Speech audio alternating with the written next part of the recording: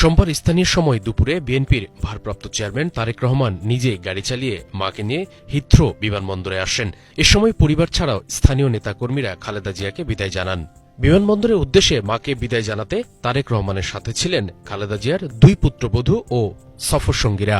খালেদা জিয়া তারেক রহমানকে বলেন, তুমি কতক্ষণ দাঁড়িয়ে থাকবে? উত্তরে তারেক রহমান বলেন, তুমি বিমানে ওঠার পর জাইমাকে নিয়ে চলে যাব। এরপর তারেক জিয়ার সঙ্গে যারা ছিলেন তাদের উদ্দেশ্যে খালেদা জিয়া বলেন, তোমরা ভাইয়ার খেয়াল রেখো।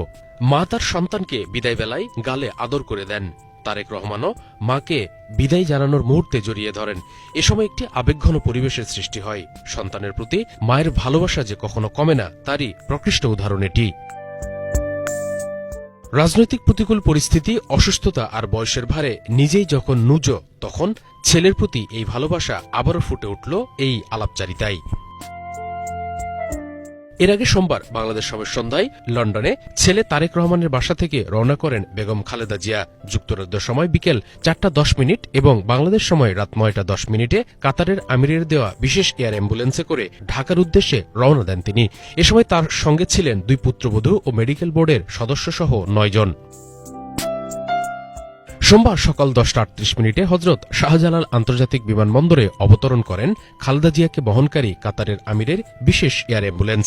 সকাল থেকেই হাজার হাজার নেতাকর্মী বিএনপি চেয়ারপারসনকে স্বাগত জানাতে বিমানবন্দরে জড়ো হন। খালেদা জিয়ার গাড়ি বিমানবন্দর থেকে বের হওয়ার সময় তারা স্লোগান ও করতালির মাধ্যমে উচ্ছ্বাস প্রকাশ করেন। নেতাকর্মীদের আবেগঘন উপস্থিতিতে পুরো বিমানবন্দর এলাকা উৎসবমুখর হয়ে ওঠে। খালেদা জিয়ার গাড়িবহর বিমানবন্দর থেকে গুলশানের পথে রওনা হলে রাস্তার দুই পাশে দাঁড়িয়ে থাকা নেতাকর্মীরা স্লোগান দিয়ে খালেদা জিয়াকে স্বাগত জানান।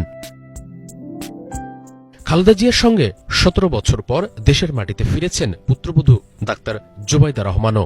2008 সালে 11 সেপ্টেম্বর স্বামী তারেক রহমানের সঙ্গে লন্ডনের উদ্দেশ্যে বাংলাদেশ ছেড়েছিলেন জোবাইদা। এরপর দীর্ঘ সময় আর দেশে ফিরতে পারেননি তিনি। এবার দেখার পালা তিনি মূলধারার রাজনীতিতে যুক্ত হন কিনা। শুভ ইসলাম, বাংলাভিশন, ঢাকা।